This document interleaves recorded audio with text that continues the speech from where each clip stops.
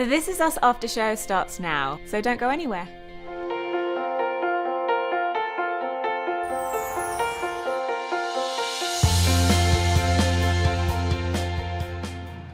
People say it's nice to meet me. I often wonder why. I've studied my reflections. I've looked me in the eye. Did Dan tell you, like, that the song had to be about anything specific? This is what's happening in her life, or this is what the song is really going to be for? What was the catalyst for the song? I sent you an email soon afterwards saying, where are you? Where's your character at this point in the show? And you sent me an email back saying she wants to move away from home. She doesn't really know exactly where she is. She's still young and she's trying to figure out what the next step in her life is. We've only really explored, up until that point, this particular time period once in one episode, the finale of season 1. Yeah. Oh, yeah, So right. I didn't have like a ton of information to go on, so I sort of had to like put myself back in that frame of mind of like, who was young Rebecca before she met Jack and before she sort of abandoned the dream of music. I mean, we were aware of like where this song, How it fit into yeah, the and scene how, and- and it's funny to be aware of a song's impression, and then you have to write the song that's going to inspire that impression. And if he's going to open up and get emotional and react to something, then certain things like, it turns out all my mistakes were forgivable, Have to relate back to his own oh life yeah, in some, It, like some with fashion. what we've been seeing him go through and carry.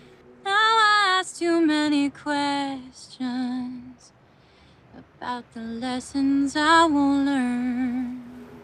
Yeah, I mean, this song is like a mirror for him. You Yeah. know? It Yeah. feels like the lyrics are very much about him as much Yeah. as they are about you. But as you know, all your good songs do, character. you know, as all good songs do, they force you to sort of hold up a mirror and you're able to relate it to your own life as specific as possible. And I think that song definitely, it accomplishes that. Please, I drove a really long way. If you could be very clear. Where'd you say you were from? Pittsburgh. I think you're Pittsburgh good. I think Rebecca was utterly devastated by that whole interaction at the record label and Pittsburgh good. But I think it's sort of the nail in the coffin for her, like, okay, then I came out to Los Angeles, I tried it, this city's not for me, like, I'm going home with this man who's shown his vulnerability for the first time. I think she felt like she knew less about him in the end than she did in the beginning. So that flicker of vulnerability, like seeing him cry and like take her hand, was all she needed to know that she was secure in being Pittsburgh good, and whatever that meant, she was gonna go home and kind of figure it out from there. Come on. Let's go home. If you give it. I think I want to lie down. Yeah, no, let's go back to the hotel. You can continue to tell me absolutely nothing about your life. That's not fair. Really? Tell you plenty. I'm just saying, you know, you're obviously going through something with your dad. I'm not going through anything, Kevin.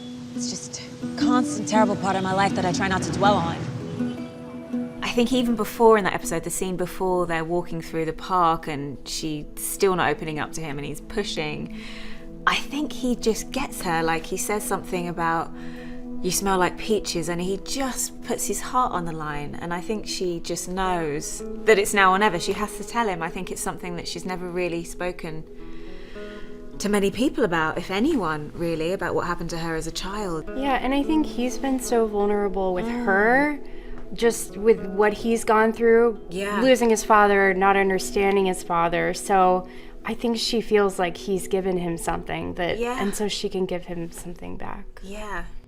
I'm not telling you this because you asked me to, or because you told me you're falling in love with me,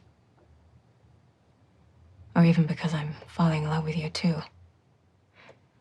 I'm telling you this because my father has already ruined so much for me, and I'm not gonna let him ruin this too. Kevin grew up feeling completely safe and loved, and I suppose Zoe would have not ever felt safe and had to learn to trust. And I think he's helped her in that way, to learn to trust, because he's been so vulnerable and open. And in a way, I think they complement each other so they can really help each other in that way. And I think he'll never be able to fully understand what she went through, but he's gonna try. And that's really all that matters. It's just, you always seem so strong, you know. I didn't. I am strong.